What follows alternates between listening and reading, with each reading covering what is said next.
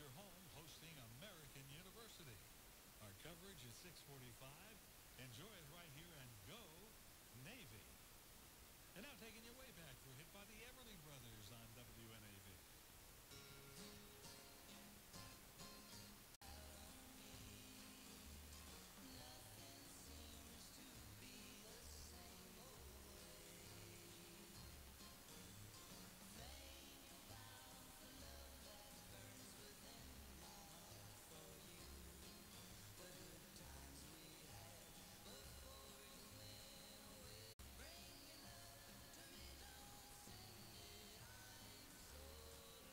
Let's get going.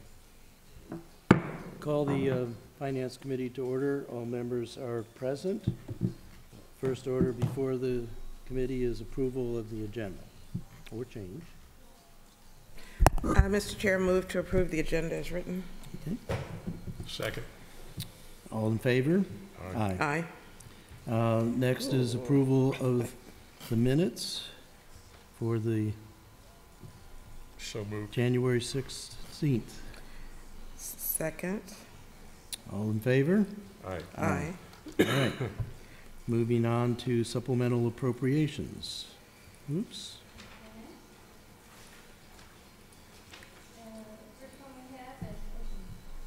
Sorry. The first one we have is SA 3919. Oops. 41. I have 41. Yeah, and I'm not sure why I don't have these attached. Anyways, we'll start with,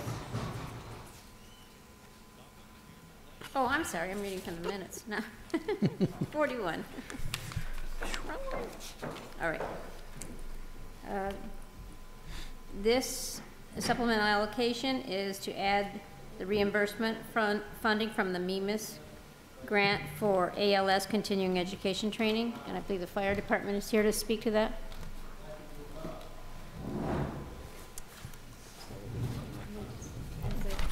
Hi, I'm Captain Edwards from Annapolis EMS. This is a grant that MIMS gives out for our ALS training.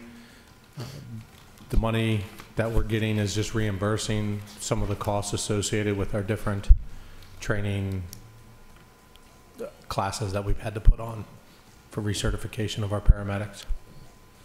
Okay. Any questions or No, discussion? this is an easy one. Yeah.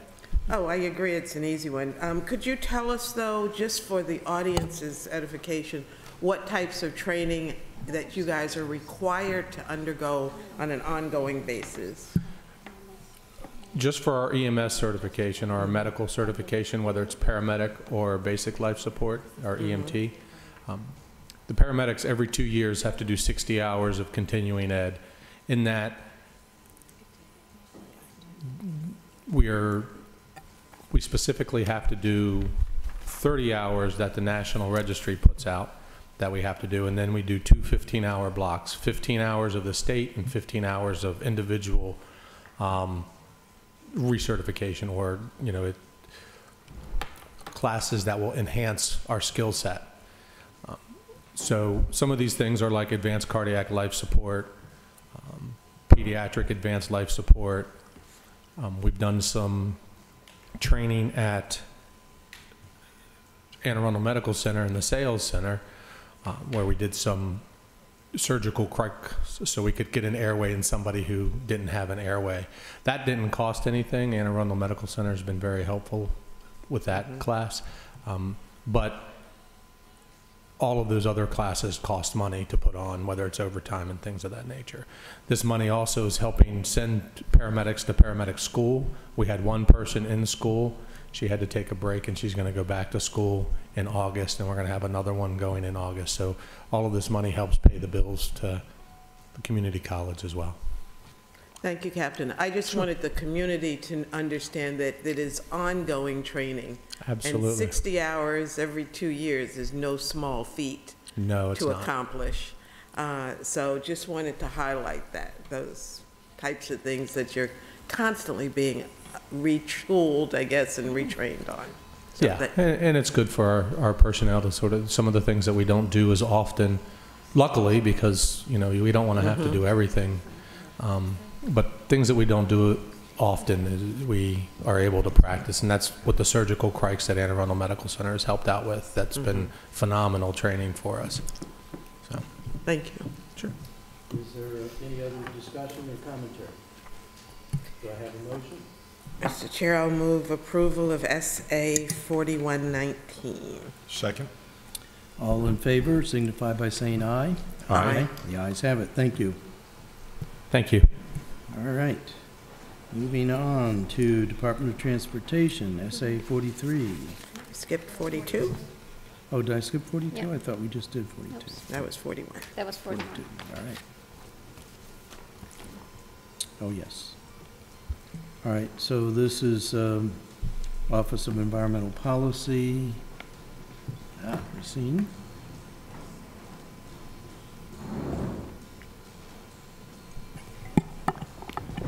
Good morning, committee members. I'm Racine Hodo from the Office of Environmental Policy. Morning. Morning. Ready? Do you want me to give a little introduction to this one? This supplemental allocation is going to appropriate $40,100 from the Maryland Department of Natural Resources for the Community Resiliency Grant. It was not included in the 19 budget, so we need to appropriate funds for it. Is there questions or discussion? Alderman Peon. What exactly is this being used for? The money is being used to complete the application process for the FEMA Community Rating System program. In short, it's a CRS, and instead of going a higher number, the lower number you get, the increase in discounts in flood insurance for the citizens of Annapolis. We are at a 10 now, not being in the program, and with the paperwork that I have worked out, it looks like we may be able to move to a 7 or an 8. If we move to an 8, it would be a 10% discount for the citizens for flood insurance. And if we move to a 7, it would be a 15% discount for Annapolitans. What? You said CRS. What is community resilience? Community rating system. This helps with their insurance. Right. Believe me, when you get to the age of Alderman Arnett and myself, the initial CRS, the acronym has an entirely different implication, connotation. I'm a young man. Speak for yourself. Yeah. All right. Is there any other discussion? I do have a question. I was going to ask the same question about the CRS, and I'm not as old as they, so I have no frame of reference to that stuff. Anyway, what types of things are you including in your application that will help to lower our rating? Okay. Part of the process is actually going through our city ordinances and seeing what we already have in place as far as floodplain management. So one of the things that will come out of this application process are areas where we can tighten up our code and ultimately make it safer for citizens during floods and or preventing property loss. Another piece of it is outreach and education to educate those that are in the 100-year floodplain about what their risks are and what they can do as far as retrofitting their homes or buildings to make them safer. I am working right now with Dave Mandel in the Office of Emergency Management on one piece of outreach that is going to reach out to what we call repetitive loss areas. As a city, we really don't have very many repetitive loss properties, but what's required of us as part of the application process is that even though we only have a few properties, we want to reach out to the areas around those properties, again, to educate them on what their risks are and what they can do to make make sure they experience less property loss and be more safe. Is there something we should be doing as far as legislatively to help? You said you start by looking at the city code. Yes. And what policies and procedures we have put in place. Yes. Is there more that we should be doing as far as policy is concerned to help with that rating? Well, that's what's going to come out of the application process, is looking at what we already have in place and what we could put into place. Okay, thank you. You're welcome. Mr. Chair, if there are no further questions, I'll move approval of SA 4219. Second? All in favor signify by saying aye. Aye. Aye. The ayes have it. Thank you for Thank you, explaining committee that to members. us. Thank you. Please note for the record that there are no signatures on this Hey, form. Nikki sent me updated Okay, versions last night. all right. okay. Now we move on to This SA mic is 43. like, really can't even whisper without it. All right, SA 43 is a supplemental allocation asking you to approve the appropriation of $100,096 that's been passed through the Maryland Transportation Authority from the Federal Transit Authority. It is insurance proceeds from buses that have been wrecked and totaled, and we are to use these proceeds for the purchase of a new small bus. Are there questions, comments? Good morning, Mr. Gordon. Good morning. Will this pay for a new small bus? Yes, it will pay the full cost. There's no match required with this. Okay, and does that bus have to meet MTA standards? And I don't know what they may Well, be. it will be, but it will also meet the City of Annapolis standards. In addition to this one bus, we're also purchasing 2 additional buses this year. All 3 same types of vehicles, 26-foot cutaway bus, seats 16 plus 2 wheelchair passengers. We got 3 buses last year. We're getting 3 now. We're at that point in a cycle where our vehicles have reached the end of their useful life, so we have a process to replace them anyway. And these insurance funds will allow us to get 1 additional bus. I also brought along a description of the vehicle in the event you guys want That to see. would be great. Thank you. Are they all handicap accessible? You just said, yeah, 2. We have 3 in service right now. But they're all these are handicap accessible, all handicap accessible. Yeah, I see this all the time. yeah. Thank you. So the width of these buses, because the older buses here on Duke of Gloucester pretty much had to go down the middle, straddling 2 lanes. Are these newer buses we're getting more? These are a little smaller. These are smaller than the big Gilligs that you see now. And when you see the word totaled in the thing, does that just mean that it ended its useful life, or did No, it have a collision? simply means that the cost to repair it was more than the vehicle Right, was so it worth. wasn't a collision, it was, Yeah. yeah. Yeah.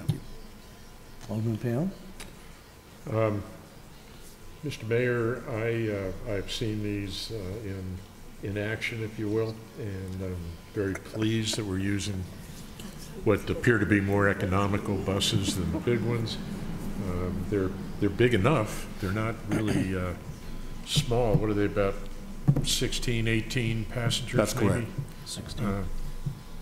I think it's a good idea, and this money, there's no match involved. I don't see really any downside for us approving this. So I would, if there's no other conversation, I would make a motion. Well, I'll make a motion at this time, whether there's conversation or not, Right. to approve. Second. Before we take the vote, though, you did say something that sparked, normally we get more than 1 page on these, and the thing that's on the additional They're not page signed does either. Should describe give you new whether or not This one a isn't match signed. is required. I'm assuming on all the ones we've seen so far, If you no look, match. yeah, if you look at the explanation box there, that I was reading from, and I should have read the rest of this. There is no match required from the city. Okay. It's usually in a sentence at the end of those explanations. So we're streamlining the form into one page. Ah, Yeah. well, that's a good idea. All right, is there any other We discussion? did use color, though. Uh-oh. No. All those in favor signify by saying aye. Aye. The ayes have it. Do we have anything else, Director Gordon, for you, or? No, that's all I have. Thank you very Thank much. you for coming. Thank you. All right. So we are now through with the essays. We have 3 discussion items. The first one is the council retreat expenses, and this is a 2-parter. One is that when we arranged the retreat, and I worked with Susie Smith on this, and you would think as finance director, I would have thought about how we were going to pay for it, but we didn't I think plan. you should pay for it since Okay, you good. made the recommendation. Okay, but I will be taking up a collection from all the other aldermen. That's fair. So good I luck think with it that. was $3,086.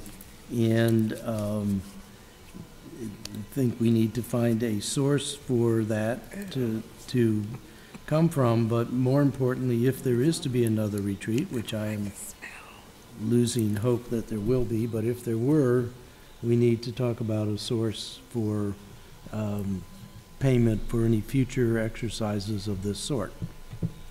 So does finance have any options to offer us as to where that money can come from and any additional monies?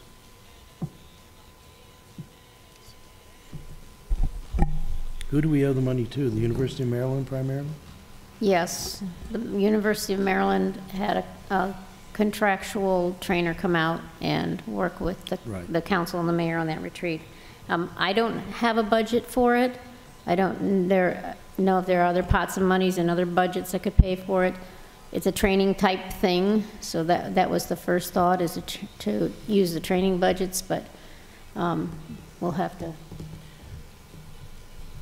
So we don't know how much we paid to rent the place for lunch to the University of Maryland for the, The mayor's office Moderator. absorbed the costs of the lunch. We were able to get the Blue Heron Center for free. The only costs related to the retreat that have not yet been paid are the cost of the facilitator, which was $3,086. the cost of the facilitator and what? Was $3,086. And there are no discretionary funds available in the city? We have not yet identified where those would come from. Did we not have a reserve fund? I think it was 400,000 or something like that? You have a contingency account, which is why I wrote in my email, if you'd like to transfer money out of the contingency account, that requires city council approval. Okay. That's what I wrote in my email to you. Right, I understand that. So is there a problem with doing that? And how do we do that? Is that something the finance committee No. recommends, or it has to The be? entire city council, I believe, is it by So is it a- resolution or ordinance? We would prepare a GT. It's not okay, go ahead. Yeah, we Could you, would prepare a GT, and that, Which is a fund transfer. which is a fund transfer, to move the budgetary allocation from contingency to, the mayor's training and education, or the alderperson's training and education, to pay the funds. It would come to this committee, and then with this committee's blessing, it would go to the full city council for their approval.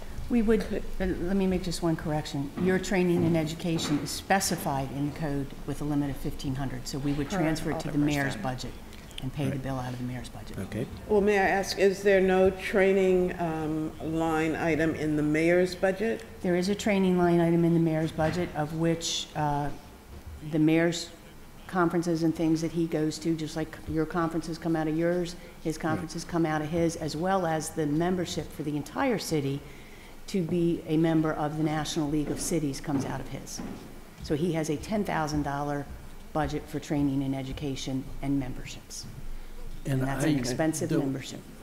I wouldn't agree that it should come from that fund any more than I feel it should come from our training fund. That is set aside for a specific purpose. This was an ad hoc thing, which we've never done before, and may never do again, but I would think that it is something that would be perfectly suitable to come from the contingency fund. Can I, okay. Go ahead. Normally, when we use from the contingency fund, you would transfer the appropriation authority from the contingency account line item to wherever you're going to pay it from. And since this is a training-related object, there would be no more appropriate place in the accounts to put it in the mayor's training. Add that to his spending authority so that he can charge it to his. So that's what we're talking about. Okay? So, I'm sorry, go ahead. No. So, two things, maybe more than two. First of all, we have done this in the past. The last time we did it was during the Moyer administration, and we were at St. John's College, if you recall. Yeah, I do. And so it's not unusual, and I think it is appropriate and necessary, especially when there's a new city council coming in, that we do have a retreat. I don't agree that it should come out of our meager $1,500 education budget. And I believe that there should be maybe a line item that speaks to council training as a whole. And so I would like for us to recommend to the mayor that in his budget, he include funding for council training as a whole. You know, we get to decide how to use our little $1,500. And that usually allows us to do one thing in the course of a year. That is by our choice. But there needs to be some opportunity for all of us to get together for training. And while I know you planned that, the one that we did have, I think there are some other options we could have looked at. In hindsight, I'm sure you probably agree. And so, you know, when we're going to do something and do it collectively, I would like to see everybody's kind of opinion be heard. And recommendations. You know, I had recommended somebody from the school system, Marty Koganowski, who is an excellent facilitator. I don't know where she is today. She's probably in Florida somewhere. But there are other options that would, I think, cost us a whole lot less than $3,000 for what was tantamount to a half a day. So, Ms. Finlayson, I would just add, so we had also reached out to someone else. I don't know what happened with the school. I know you had given that name to Susie, right? And I believe she you know, looked into that. I don't know if she was able to contact the person or not. Keep in mind that you're talking, your participation was a half a day. The facilitator's time was more than that. Yeah. The facilitator has to prepare for it, has to gather information for it, had to do research, had to put together something at the end of it. So just keep in mind that the facilitator's time was not limited to half a day. And the cost of this particular facilitator that came through the University of Maryland, which was which was Alderman Arnett's suggestion that we contact them, that price was actually less than the price of the other person that we had contacted who facilitates such retreats.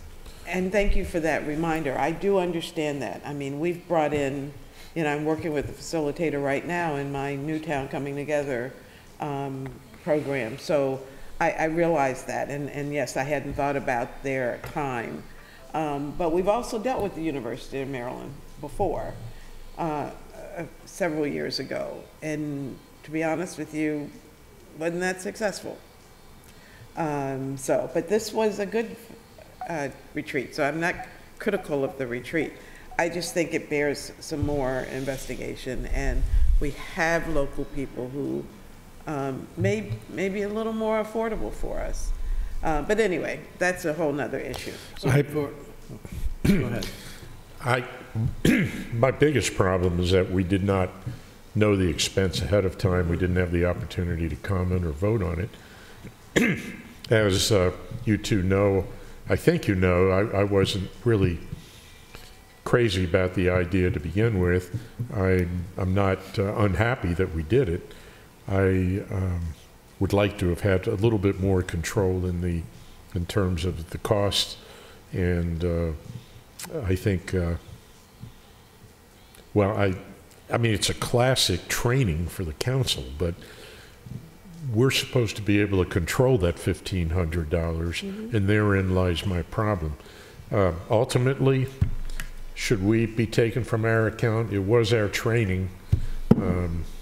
I certainly don't mind making a contribution since clearly it was designed for us, but I just don't, I'm not comfortable with the idea that we had no choice in what we have. To tell you the truth, it seems like a lot of money for in my opinion, for what we got. Nothing against the facilitator, if that's how much they charge, I get it.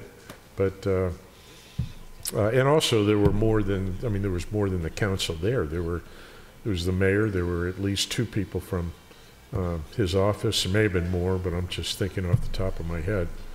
You know, if that's the case, it ought to be shared all around. Mr. Chair, I will take the blame for this, okay? The bill came in. I was not involved in the planning of the retreat in any way, in selecting the facilitator, in negotiating the price. The only thing I did was call to get the Blue Heron Center for free because I knew Rick Anthony. When the bill came in and Nikki sent me an email and said, who should we charge it to, it never crossed my mind that it wouldn't be 1/9 to each member of the city council. That is my fault. I should have checked with you in advance. It will not happen again. We will not charge this retreat to your $1,500 because while you, Fred, say, you know, you understand that, Alderman Arnett objects to doing that. I believe Alderman Savage objects to doing that. We will not do that for this retreat. In the future, should there be a retreat, believe me, this will be decided well in advance. Okay. I thought that, like the Blue Heron Center, between government agencies, that University of Maryland probably provided facilitators, you know, as long as they're a reasonable distance away, that we pay their expenses, that sort of thing. Silly me, I wasn't aware that we would have that kind of a bill for basically a government-based facilitator. I'm not saying the price was, I'm not even saying the price was exorbitantly high or anything like that, because I don't know what they charge. But I just thought that, you know, it's like using another governmental agency's facility, that usually there's a courtesy there, or at least a minimal charge, if any, and I just assumed that the whole thing would be a minimal charge. You know, next to $110 million, of course, $3,000 is a minimal charge, but well, I just didn't like the way the whole thing has come down. I mean, paying for it, so. Mr. Chair, if I might, can we take an action now? First of all, I've made one recommendation, and that is that a recommendation from this body go to the mayor that he include an item in his upcoming budget that will cover the cost of training for the council. And so, secondly, okay. Can we do that as a motion? Yes, so I'll make that motion. Is there a second? I'll second it. Right. I subscribe to that. We need to think about an amount, but that's something that I think we really do need to do. I'm not sure it's only the council. I think we need to go back and we'll look at the budget this time.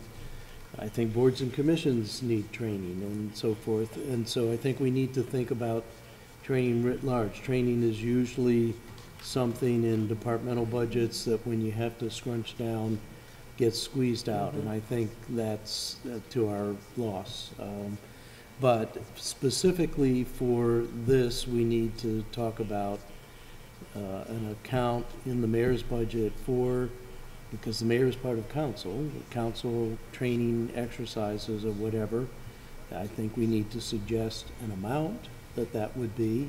And I think that that's something that should come from the finance committee for the next time. We need to, for the next fiscal year, we will need to come back and talk about what we're going to do for what has already transpired, and if we're going to do anything for any future activities in this fiscal year. Well, I think my motion is addressing the 2020 budget that the mayor will be presenting in April. Right. Yes. So to ask That's that he include a line item for council training. Right. While I agree that boards and commissions need training, I do not want our funding for our retreat or our training to be commingled with Right. that.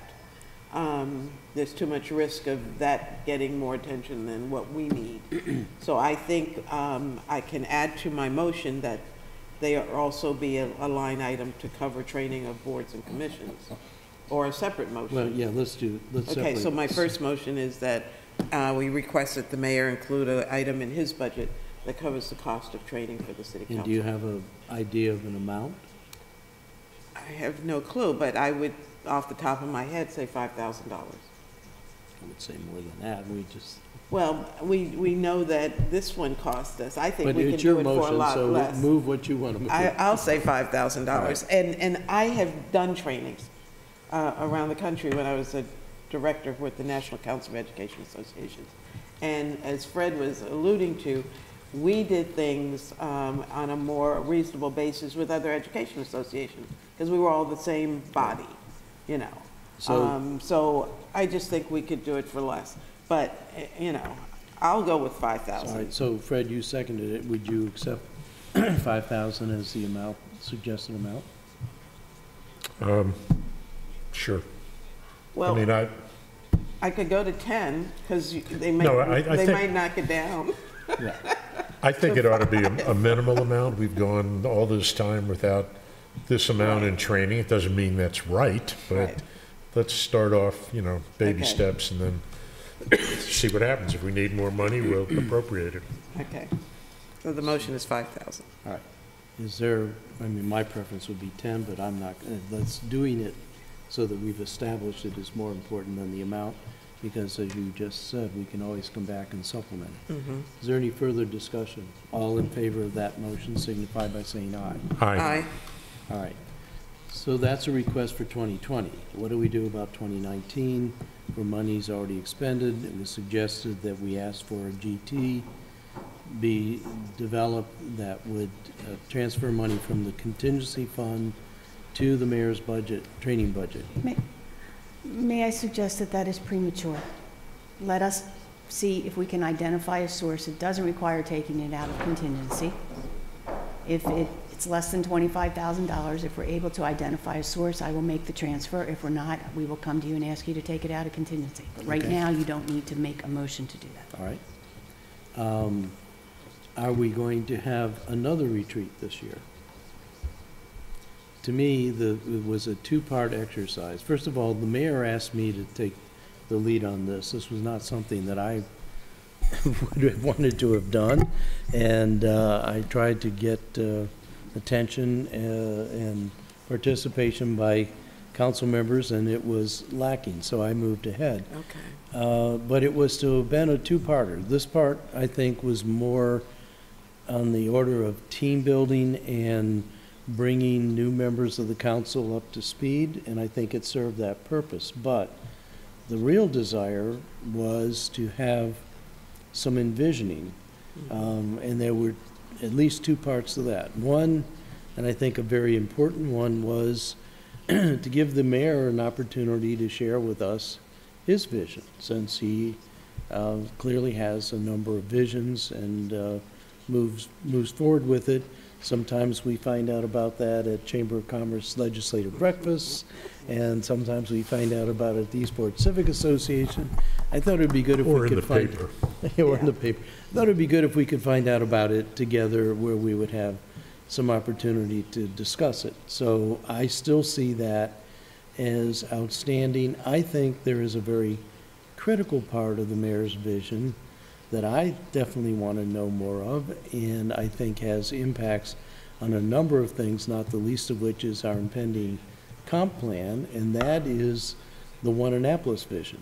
And I think that in itself would be worthy of a retreat and a lot of dialogue, and get us so that we have an understanding of what that means and a shared understanding of what that means. So I would strongly urge that we have yet another retreat. I'm not sure who would do it, where it would be, and I'd certainly be happy if somebody else wanted to work with the administration on that. But I do think that was the ultimate goal of the retreat, wasn't to do the team building so much, although I think that happens every time we get together and work on a problem, I think it was to get a shared vision.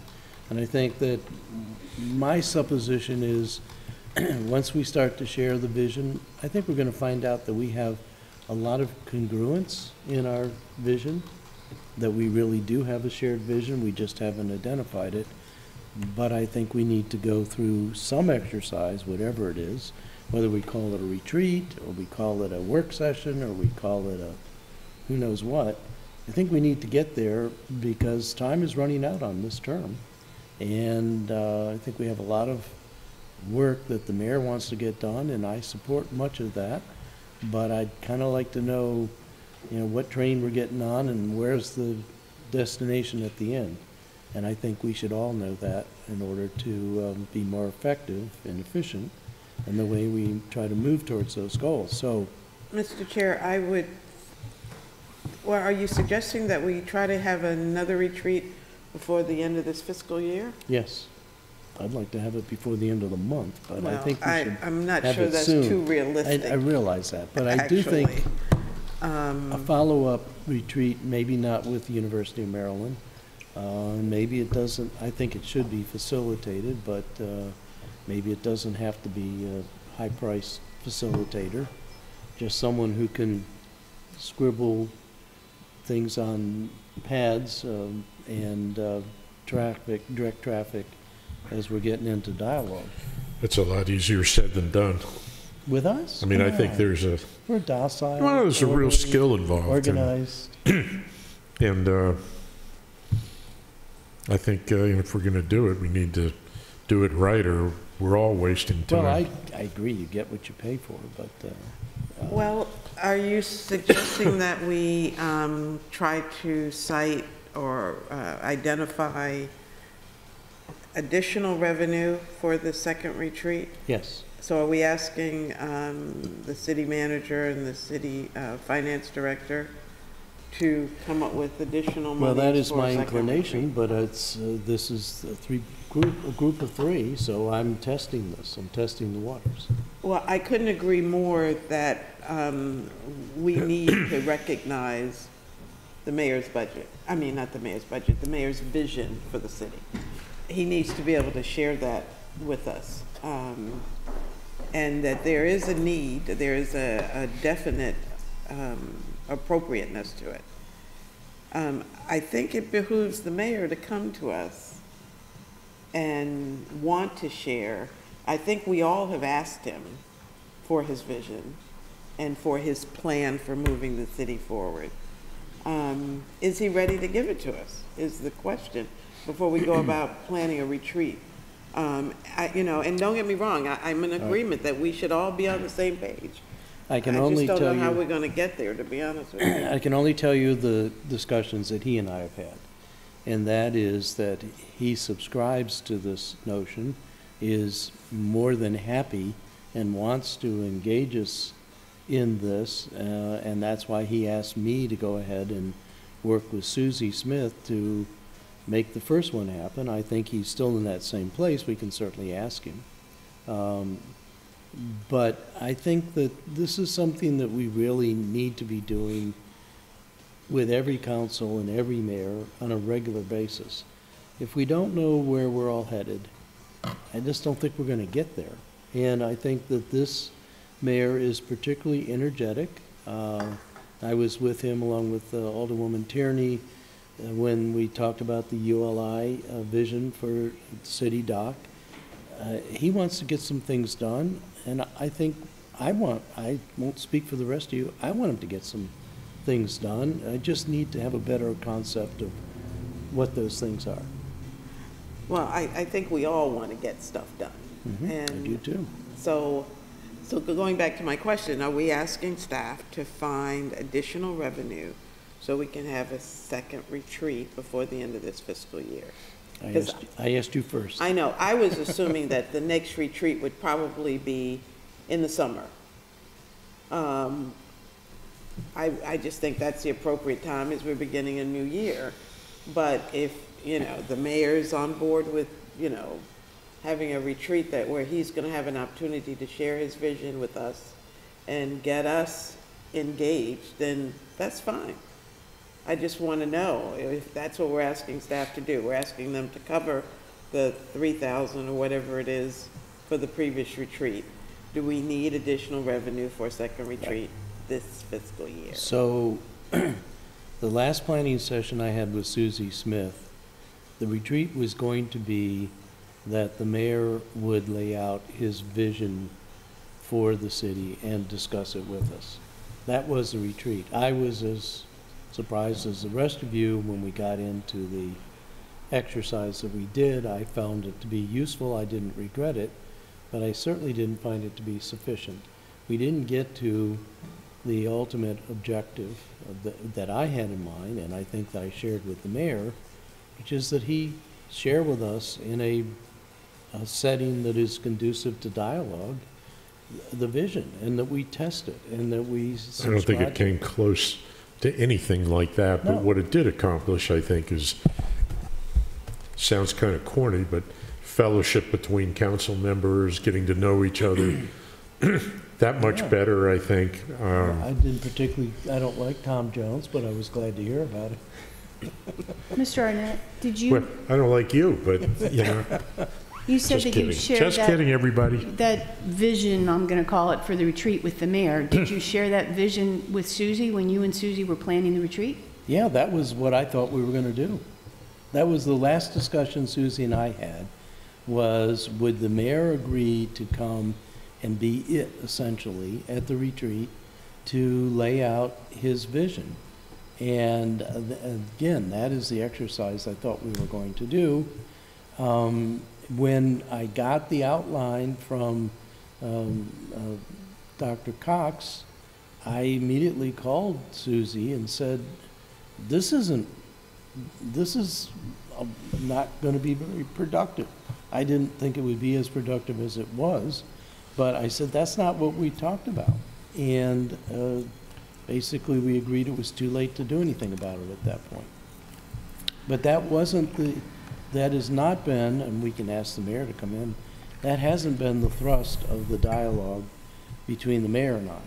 The dialogue was focused on envisioning and sharing visions, and clearly with an underlying intent to coalesce visions.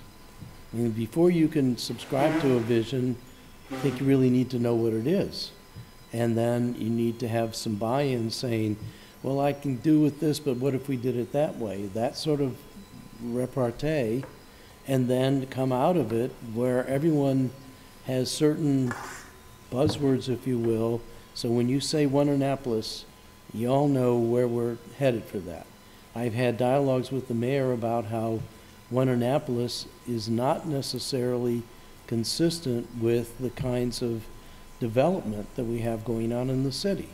That development is not what my concept, which is only my concept, of where the current modus of development is taking us. In fact, I find it to be antithetical to, again, what my concept of One Annapolis is. So, and that was the basis of our conversation, and that's where I thought we were headed, and that's where I'd still like to head. But it has to have 5 out of 9 people agree to that. And it needs to find funding if it requires that. Mr. Chair, I think we all agree that it was a productive retreat, whether it hit the mark as far as your intended purposes. It did serve us well. Are there other ways to help coalesce this body? You know, the mayor's been talking about having progressive dinners and that kind of thing. That will help to get us into a more collegial pattern, let's just say. I think what is done is done. Right. So we need to decide whether we want to have another retreat, whether we want to solicit input from the rest of our colleagues about a second retreat. And I will remind you, because I've been reminded, that Tom Andrews started this retreat idea, you know, long time ago. So it's been kind of discussed, I should say, I guess. But anyway, do we want to have another retreat? Before we can make that decision, I think we should solicit input from our colleagues to see if they're interested in having another retreat. and the mayor, if he's interested in, and if he's ready to bear all of his ideas with us. You've seen him be reticent? Well, I mean, we haven't done it, so, I mean, that's my, so anyway. All right, so I think that's a good course of action. I'll take the lead to send an email out to the council and get input back as to whether they want retreat part 2. I will do further and suggest what I have as a concept for retreat part 2, and we'll see what response we get back. As far as doing the progressive dinners, I don't think this is something we can talk about. I'm afraid, and we'll have to get the Office of Law to weigh in, that would violate the Open Meetings We're Act. having dinners, really? Yeah, I hear you, I'm not going but there. I'm not going there. And I will volunteer to work with you okay. if it comes to pass that we're going to do a second retreat. So anyway, so the motion, did we vote for the motion? Okay, so the second motion I want to make is that we ask the mayor to include a line item in his budget for training of boards and commissions. Okay. I believe there is money, is there not, for that? Boards and commissions, it's not very much, but, Couldn't tell you. I don't know. yeah. All right, well, so that's a motion, is there? I don't believe there is, but I'm Yeah. not positive. All right, is there a second? Second. By way of discussion, how much money? I have no clue.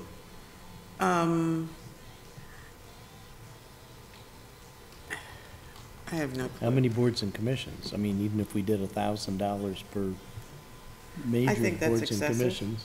I think that's extremely excessive. Okay, well, that's what I'm asking. I was gonna say $1,000, period.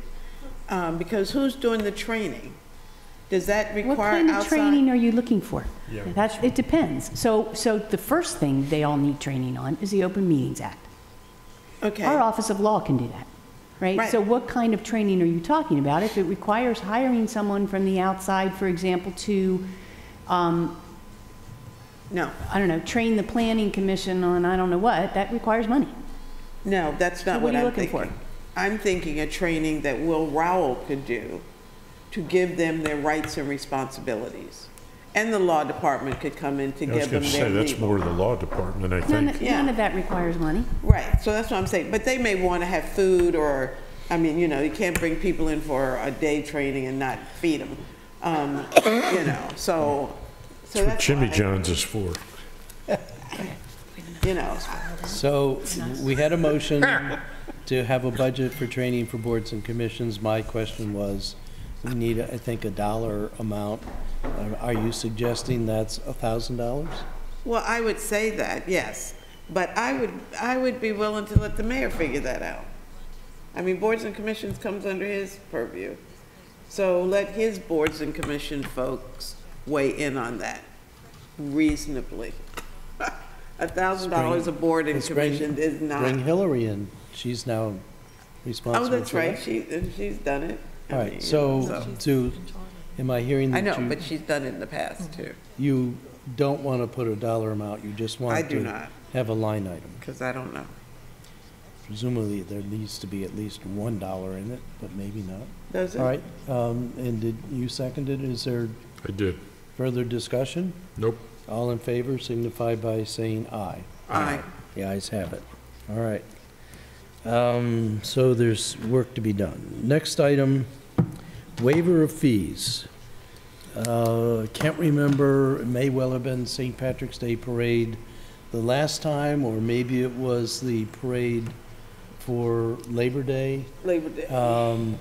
We have talked over and over again about needing to develop a policy on waiving of fees. Part of that policy exists in the special events legislation, but clearly, and I don't remember the order of magnitude from the data for this current year budget, was somewhere in the order of $350,000 or $60,000, whatever, of fees that have been waived. Here comes a piece of paper, just in the nick of time. This print is, I need a magnifying glass. I'm just Well, but saying. you've got to get it all on the page. Yeah, do you want a bigger one on 2 pages? I'll struggle through it, but please consider the ability to So it looks read like these documents. 265 Where are you? down at the bottom. The adjusted waived. I don't know what paid means. They were assessed a fee and they paid it. So So the the net fourth- impact of fees, The fourth column from the end is the total amount of fees for special events, $459,657.43. $265,431 was waived, $190,283 has been paid, and people still owe us $3,942. Okay, tell me where you are, please. the Fourth bottom column line. at the bottom. Fourth column. So you Fourth see the column from the right. $459? $460,000. You said the bo- $265,000 of it was Okay. waived. $190,000 was collected, and there's a residual uncollected amount of $4,000. Okay, So that's a lot more waiver of fees than is discussed in code. The St. Patrick's Day, which is the most immediate precipitator of this, is not discussed in code. It's not one of the special events recognized and therefore eligible for some waiver of fees, some or all.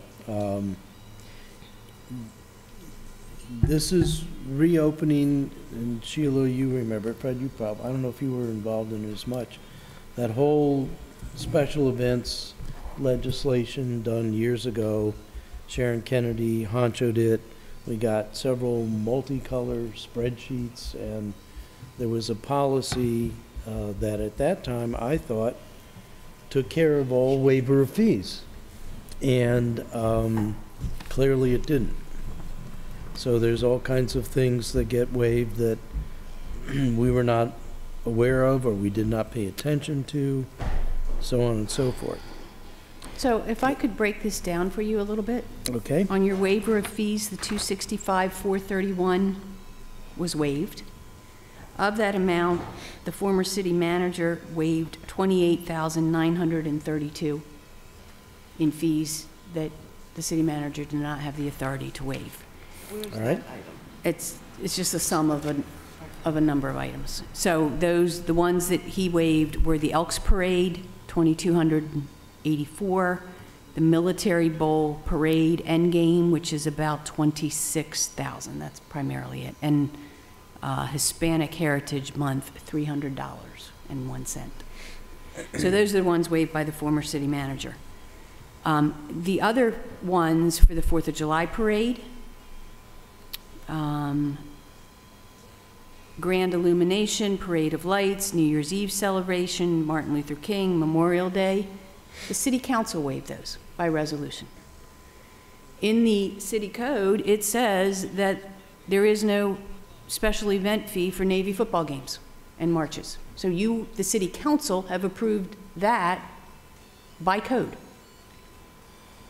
So they have entered into an arrangement with us where they pay us something, but it's not enough to cover the fees, and we can't do anything more because you guys have put in the code that they don't have to pay any fee. So we should count ourselves lucky that they're willing to pay us something.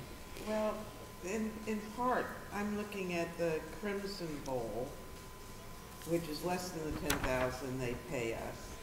So how much over does it work out to be For Navy football? for Navy football games, for example? They pay us 10,000 each game. Okay, look at the 1, 2, 3, 4, 5, 6, 7, 8, 9, 10th line. Number 10? Item Navy number 10, versus Navy Tulane. versus Tulane. The Right. fees were $20,273. They paid us 10. Right, We waived 10,000.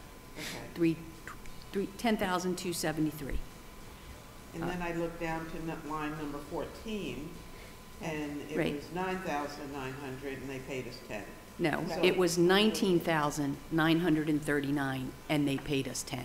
We waived They paid us. 9,939. So my question is, if we know that they are not paying us close to the actual cost, what can we be doing? If they're not willing to pay us anymore, and I'm not saying they're not. You can amend the code to remove the exemption. You have codified an exemption for them. Well, but my question is, what could we be doing differently? What is if I were to see a breakdown of what these costs were, what is it that we're doing that's costing $20,000 for a football game? Is it police overtime? What if they don't have as many police as they have now? Is it something to do with fire? Is it something to do with public works? What is it that we are doing that we can go to them to say, you know what, we don't have that many police officers down. So your parade is not gonna take 30 minutes, it's gonna take an hour to get to the stadium now.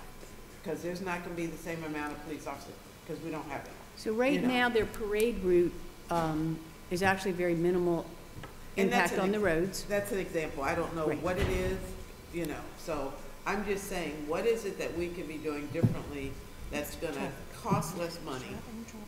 Well, It's traffic control, it's bomb dogs that check the stadium.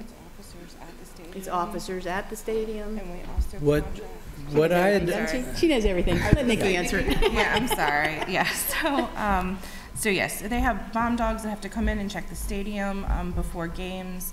There's the traffic control for the parades and for the, just extra access for town for all the people coming in to see the games. We have officers on site within the stadium at security access points. Because we are limited in officers, we also have to contract through the state officers as well. Not Maryland State, but what is it? The DGS officers? DGS. Yeah, the Capitol Police. Yeah. So we also contract through them to help support for the games. And then in addition, depending on the size. We pay DGS to support the games? Yes. And the Naval Academy does not pay DGS? We do that as a city, like that's our responsibility. If you're looking at the columns on the spreadsheet, it starts with after the event name. It starts with police services and overhead. The third line is outside assistance. So that's what we're paying out to officers that we contract to cover these special events.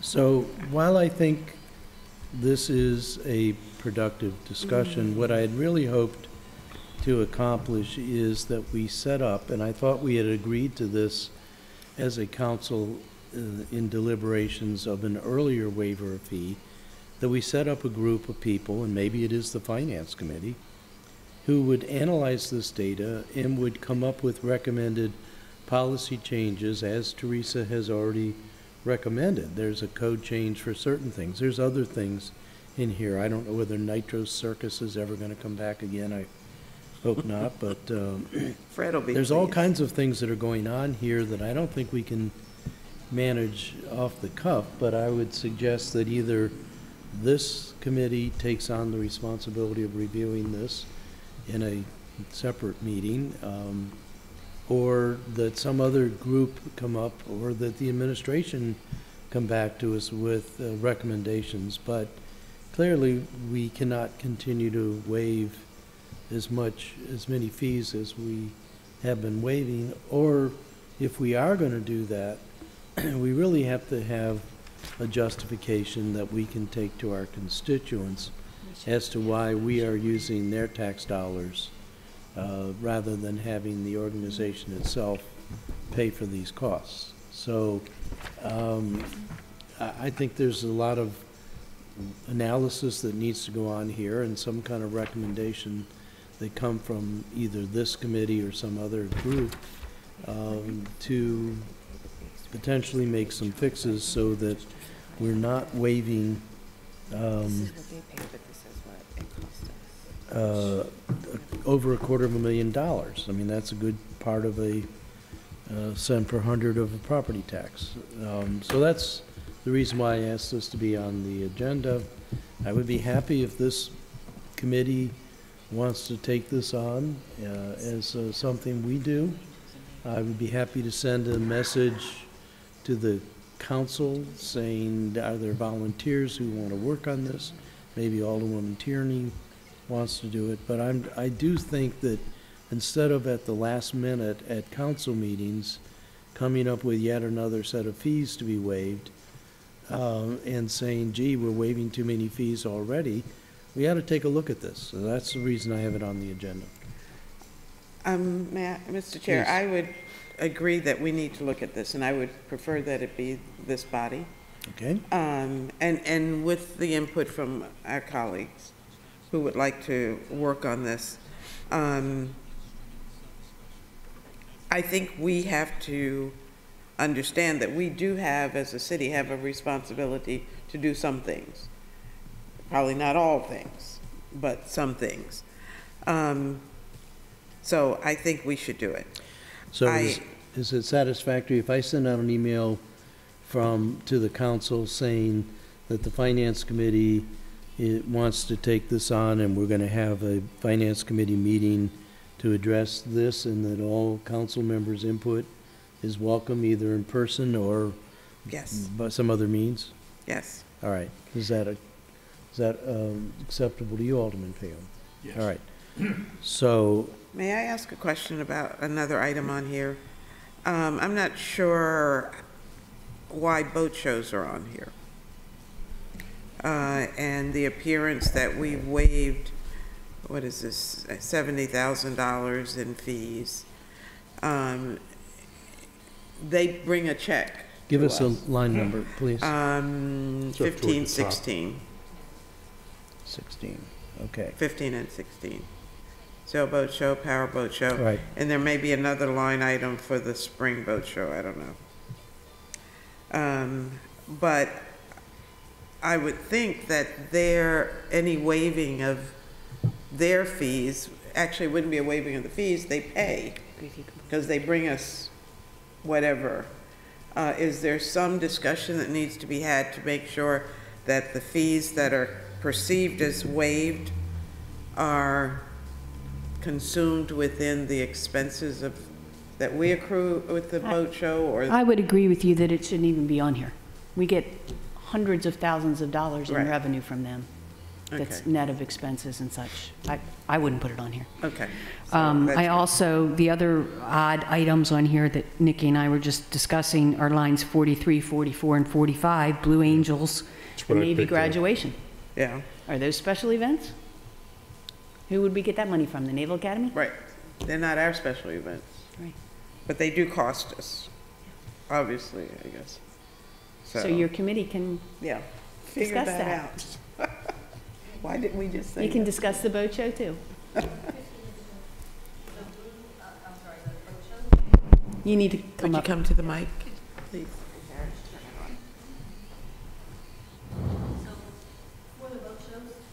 Make sure the mic's on. Okay. For the boat shows in the contract, it says that there is a certain amount of money allotted for police and fire services and public works. So that's why those fees are on there for the, I believe it's 25,000 that it nets to. In the code, it says the following events are exempt from special event permit requirements. Events for which the sponsor has already entered into a lease, license, use, or other agreement with the city that addresses the matters that would be addressed in a special event application. Could you please identify yourself, please? I'm Christy from Finance. I do From the Finance. general billing for the special events. So Right. in the contract for the boat shows, it specifies a certain amount, like a dollar amount, that is for police and fire services and public works. And I believe that's how this amount got on there. So the 22,875 would net to the amount that it allotted for that service. All right, so I think a motion is in order that the Finance Committee take on the responsibility of developing a fee waiver policy, that we let our colleagues know, invite them to participate. I'll make that motion, Mr. Chair. I'll second. I sense reticence. Is there discussion? Well, how does this affect the legislation on what are city-sponsored events that we deal with every year? We don't know yet. It may or it may not. It may be that we just develop a policy saying some of these fees will no longer waive. But it could also be But that, if we won't choose to make something a city event, then Right, and I think we need to go back and They look at the seem- they could be a criteria, how we conflict. make that selection. The bill that's already before you for consideration removes from the code that if you waive the fees, it is a city-sponsored event. It removes that from the definition. And you can still waive the fees by resolution because that is in a different provision of the code. And that, And when you waive them, it doesn't, by virtue of waiving the fees, make it a city-sponsored event. but that was very confusing, and it is, the code is convoluted when we were talking about the concert, because it almost made it seem like if we waive the fee, it is a city-sponsored event. That is Maybe we want correct that under in- the definition of the code, Right. just like when you waived the fees for the St. Patrick's Day Parade at your last meeting, you made it a city-sponsored special For- event by virtue of the fee waiver. For that year, That is not the intent. yeah. And that is yeah, why Right. Alderwoman Henson has an amendment in. Yeah, so we need to, so the motion is that Finance Committee take on the responsibility of exploring this. We need to invite our colleagues on the council to participate, and we'll welcome help from anyone. So all those in favor signify by saying aye. Aye. We'll need to work with Takia to schedule a time to do that. May I ask a question? You wanna And ask I guess another? this is of Nikki, because she would have the frame of reference. Across the Bay Expo seems to be the only outstanding balance. And I guess their event was back in 17, November of 2017. And they haven't paid it. Correct. What will we do? Do we no longer allow them, will we no longer allow them to come to request another date? I don't even know what this event is, but that doesn't matter. The Across the Bay Expo. I believe that is the race that they're doing now across the Bay Bridge. There is a little bit of confusion regarding that bill. I just asked Ms. Davis about it, so we're gonna work with the police department to do a little bit more research. So that may or may not be an accurate number. Okay, so since they have not had an event for, I guess, a year now, coming up on 2 years, well, a year, because they've moved it out of the city, so they no longer need to. Okay, well, you said you're investigating. Yeah, we're looking into it. Okay. Because typically, we don't have receivables that are outstanding for that period of time. All right. One other thing. Sure. We're crossing fiscal years here, Yeah. it appears. Because the dates of some of these events are July through December 2017. So, Which is fiscal 18. So that's within our fiscal year 18. okay, so it is July, that's why, okay. Right. I see it, so it's 18. The last item on this part of the Well, agenda it begins, was a discussion of the financing authority. This is part of the resiliency. I, for one, was excited about and feel committed to the need to make sure that keeps moving, so this could just be an update. But there is a question, is there something legislatively that the council needs to do to establish this resiliency financing authority, and is that forthcoming? Not at this point, until we have retained the Center for Resilience, Okay, whatever they're called, So- innovation, investment, I can't remember what the I is for, until we have retained them, and they have completed the deliverables that are part of the scope of work that matches the resilience financing assessment you got, there's nothing for the council to do. okay. If we create a resilience financing authority, it will, of course, require council approval and come to you at the appropriate time. That's what I needed to hear. Thank you. Are there any other questions? where are we in the planning of that? We have a scope of work and draft agreement that we are ready to send to them for signature. Okay. Okay. Thank you. Thank you. All right. Last item on the agenda is update from the Finance Department. Yes, I'll give you a rundown of what we've been up to since our last meeting. As you know, the comprehensive annual financial report is finished and published. We still have to print hard copies of it, which we're in the process of doing. And that will be discussed at the audit committee meeting, and at some point we will have the external auditors come and present it to the audit committee, along with the audit that they're doing now, which is an audit, our single audit of grant expenditures, and has to be done by March 31st. So that'll be a few weeks before that's complete, and then we'd like to have the auditors come and do one presentation of all documents. With the CAFR, I circulated 3 letters with that the auditors are required to provide. We'll be reviewing those as well. Besides that, we've started building our budget in Budget Builder, and we're starting the initial steps of putting a budget book together. The pension commission is transferring the custodialship of the assets to a new administrator. We are moving from State Street to Wilmington Trust, and that is going to be effective March 1st, so that's underway, and that's been taking up a bit of time. We are, as I said, the schedule of expenditures of federal awards, that's the single audit. We're preparing that schedule to be audited.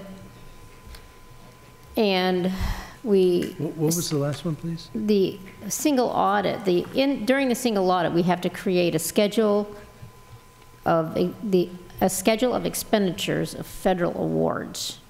Then it's a SEFA, it's called a SEFA. So when you hear somebody refer to the SEFA, that's a schedule of federal awards. We have to prepare that, and then they come in and do the single audit, and they audit that schedule. So that's going to be underway soon. Can I return back to the report of the CAFR to the audit committee? The city manager and I had a discussion in passing about all of the different places where many of these different things get discussed, and I've spoken with you also about this, Jody, but seems like we have you coming and speaking to clusters of us all over the place, and again, you've been gracious in saying I'll do it, but I'm wondering if we can't be thinking of a more effective way to do it. I'd certainly want to come to the audit committee to hear the discussion of the CAFR. Possibly that is something that could be a joint meeting of the audit committee and the finance committee, or even a work session, but something where you have to do it less than 10 times. Yes, I would agree. That's the best. I believe this is going to be on the audit committee's agenda for the next meeting. I was going to put something together as a presentation there, just kind of to lead you through the document and highlight some important numbers from my perspective. That would be a venue that we could have other council members attend if they wished. Because the CAFR is the platform for the next budget exercise. And yeah, that shows us what we actually spent in 18. Gives us a background. You would think that the finance committee would want to be involved in that too, but having 2 separate meetings. Now I know that Alderwoman Finlayson doesn't want to do the early hour meeting that the audit committee does, but anyway. Meetings have to be at 7 o'clock in the morning, I'm sorry. Amen. Hopefully the audit committee's not at 7. I think the audit committee's at 8. It's the fact that's a little earlier than that. I'm sorry, I don't understand 8 o'clock meetings either, but okay. I'm with Sheila. Yes, I don't like the 8 o'clock either. I would suggest that it is required by code to go before the audit committee. You all put that in the code. It is going to be of interest to all of the city council, not just the members of the finance committee. I would suggest that it be presented in a joint session of the audit committee and whomever from the council wants to attend, and that the council members may also participate, not just watch. So perhaps a work session format, I'm not sure what the proper format is, but we only want to pay the outside auditors to come one time. Right. Well, we can find a compromise time between 8 and 10:30, their time and ours. Right. He's ignoring me down there, so it's okay. We'll just set the Well, hours. I think some of that is predicated on who are the lay members of the audit committee who have jobs. But, Well, fortunately, none of us had jobs, so, you yeah, know. I know. But if you want your fellow alderpersons to be able to attend, Yeah. that would affect them as To well. that end, in general, I wonder why we don't, well, I know why, because it's staff time, but it seems that evening meetings are better for council members who work, but also for constituents who work. And I think we should consider whether or not we don't want to try to have some, at least seminal meetings of the council at nighttime. Certainly some of our staff spend a lot of time here till late at night. Planning and zoning comes to mind, but I think maybe we ought to be thinking about some biggies, and this may or may not be one, where we do it in the evening, which would, anyone who works then, so Shanika and Rhonda, Rob, all those people who work or go to school during the day can come to a meeting. All And right. that just- Whatever you decide, I'll be there. Okay. Well, I was going to say, it doesn't really appreciate matter if that. it's in the evening, because I'm usually here in the evening as well, so. And Nikki we'll have probably is to, we too. have to make sure we coordinate it. If it's the meeting that the auditors are going to come to, we have to make sure they're available at that time as well. May I ask, if my memory serves me correctly, the auditors have always presented to the full council during a meeting. So why is? I don't believe the auditors have ever presented to the full council. Melissa has presented to the No. finance committee. I think it's You been all the ha- auditors. Okay, that's not what you all have, what all of you told me during the transition team. That's not what any alderman person I interviewed for transition team told me. It certainly was not presented to you last year because it wasn't done until after I was here. No, you're right, not last year, but we. And I was told at that time that that was consistent, that you all have never, according to Alderman Arnett, you haven't received the letters, the required communications to the governance. It's all just gone to Bruce and not to the council as a whole, from what I have been told. So what you're saying I is, think there's a misunderstanding. They haven't given a full, detailed, 3-hour kind of report to the council, but they have given half-hour They have been version. here. they have come to the city council Yes, and Yeah. made a presentation. Yes. At a council meeting or a work session? at a Council council meeting. meeting. Not lengthy, not detailed, not I'm gonna let what an Nikki- auditor or would you- accountant would consider to be a full report, but, the highlights they presented to us annually, I think. Nikki, what's your recollection? My recollection, and I would have to check my notes, I do not think that they have come in at least the past 2 years. But I do recall a Possible. time that Keith came and I don't think it was in depth at all. I think he just did this is our letter, this is the CAFR at the beginning of a council meeting and was kind of done with it. It's possible. I would say that's probably at least 3 years ago, if not more, but it's been very inconsistent. During the previous administration, a lot of things did not happen as they had happened in the past, I'll just say. So, I'm done. I will add to that the auditors typically deliver a message to the governance board. It's something they're required to do by the standards, and a lot of times that happens in a public forum. Here's what we did, a brief overview of the audit process and the letters that they've issued, and there's a specific letter to the Board of Governance, which you now have, that they have to issue. It doesn't have to be presented publicly, but you have to get that letter, the governance letter. And if that just goes through management, you got to make sure that you're getting that letter at least. But I prefer a public forum. All right. So we'll work on that.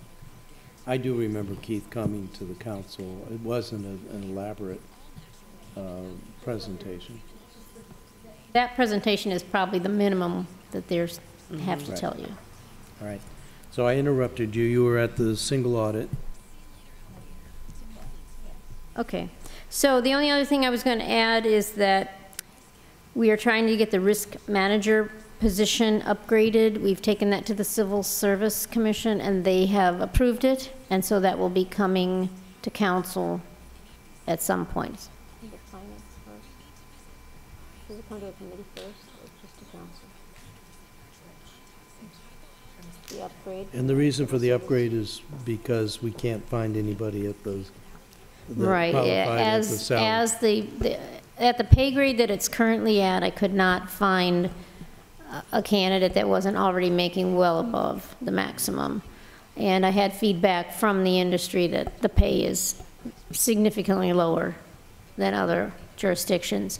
So we reevaluated the description and added some items. I'm trying to make it more robust from the manager perspective, and recommended an upgrade of 2 grades, and that's got to go through another approval process through the council before I can list it again. How long before it's going to come before us? I know you've been working on this for a while. Well, we just met with the Civil Service Commission this last week. And so I don't know how quickly we can get something to council, but I'm hoping Okay. I soon. think you'll find we'll be receptive. I think it's probably got to come from HR, right? Okay. All right. Thank you. Okay. Is there anything else for the good of the order? Otherwise, I'll entertain a motion to adjourn. Actually, before we do that, one of our colleagues brought to my attention something that she would like for us to look into, and had to do with the grant that we received for the cannery. For what? The cannery. Is that still around? We received a grant for the cannery? Well, about how it was used, she was concerned that it was going to be used for something other than what we had in mind. Just kind of a heads up. Maybe we could just get the general parameters of the grant and make sure it's being used appropriately. May I ask the finance department, have we received a grant for the cannery? And if so, how much and for whom? It's I've supposed never to be heard of it. Maybe Susie 200,000. can speak to it. 200,000. I That's not see terrible. our chief of staff coming up. Would you speak to this if you can, please? Yes, we did receive an award of $200,000 for the cannery and from the state, and we do not have that money, and we have not worked out exactly what the money is for, except that it is scheduled for the putting a mural around the cannery and creating artist workspaces inside the first floor. But we don't have the money yet. We don't, there's a question about the building ownership and some other things that the state is asking us for questions. So we're going to be right on schedule on what it's going to be spent for what we ask for the money and when we in fact have it. And it will be in a supplemental appropriation that will have to come before you. Right. But we don't own the cannery, do we? No. So how are we putting murals on it? We are working with the building owner. Well, And this is all with the approval, of course, of the state. I guess I have another question. I thought we had a process in place where grants can't be pursued without knowledge of the council. This is the first, I think, I've heard of it. me too. So, but anybody can go out and request grant monies for us and, Yeah, they can't spend a penny of it without coming to you. You have appropriation authority.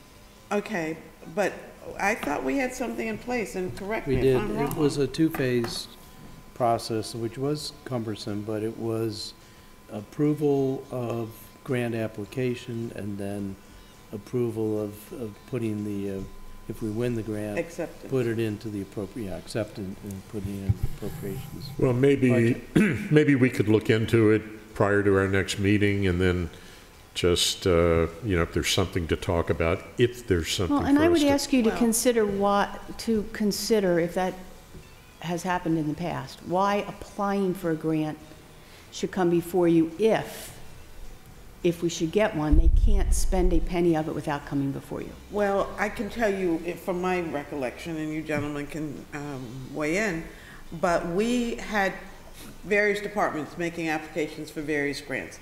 Some included a need for matching. Right. And it's not until after the fact that we find out about. And the reason you didn't find out in the past is because the finance director did not come to you for supplemental appropriations of grants. We No, believe we are. No. But that's not what we're talking about. The Okay, hold finance on. department wasn't even aware that these Okay, grants hold on. were applied for. May I finish?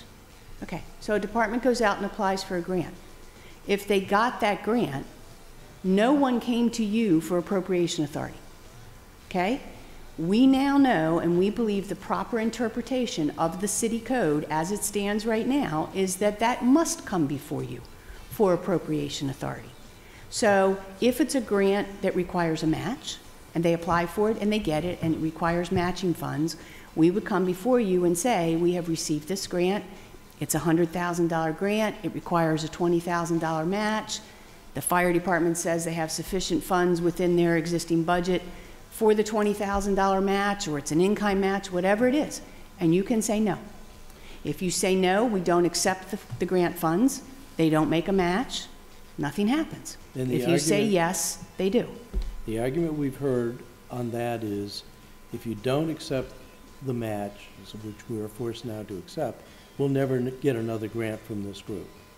And so that's the reason why we went into the process, and it was particularly for any grant application that required a match, that had to be approved of in advance. Okay, so I And- would suggest, if that's what you want to do, that you consider legislation to amend the city code to require that. It's not required in the city code right now. As the legislative body, you have appropriation authority. You are asking for authority prior to appropriation, prior to grant application.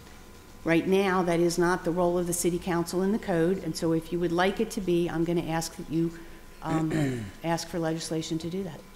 Well, and I understand that, and I understand the need to put everything in code, but this has been past practice. And this is the expectation that has been presented, and the departments have accepted it. Okay, and it's not just about matching, but it's about duplication of effort, a great deal of staff effort going into something that we at the back end say, no, we're not going to accept it. You know, that's to avoid a lot of problems. And we haven't had any problems, and I hate to use that word, but we haven't had any issues up until, I mean, I think this is probably the first one. Okay, so I would And I attribute this to a new administration and, Okay. you know. Ms. Finlayson, I would suggest to you that whether the staff puts time and effort into applying for a grant falls under the mayor and the executive Right. branch and administration of the government to decide.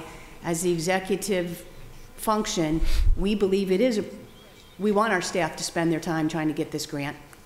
I believe that is the mayor's decision, and when that grant award should be accepted, it is then the county council's decision whether they appropriate the funds and move forward with it or not. Well, city I don't council, believe but- it's appropriate for the city council to decide how the staff should spend its time. Well, we're going to totally disagree on that. And that's okay. Because sometimes these lines seem to be blurred between what pigeonhole we've been placed in.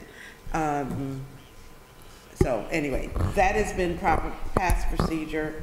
That's the procedure we're aware of, and I think we have expected. So if it needs to be changed or codified or whatever, then we should do that.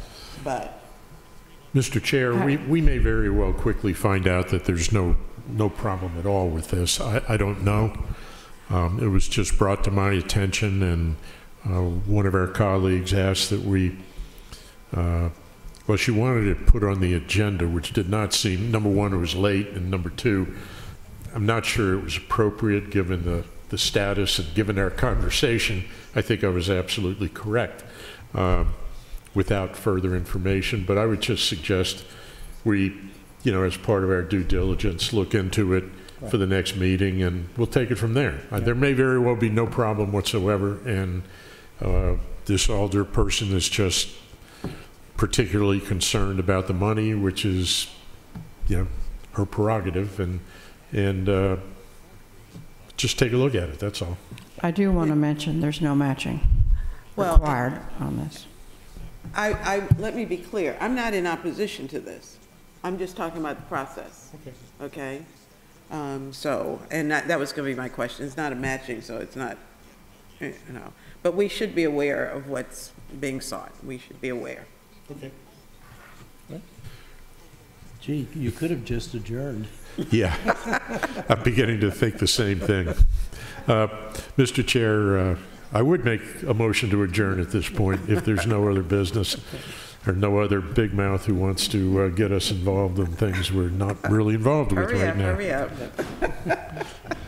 I'll second all that about motion. a motion? I'll second it. I want to debate big mouth. All those in favor signify by saying aye. Aye. Aye. The ayes have it.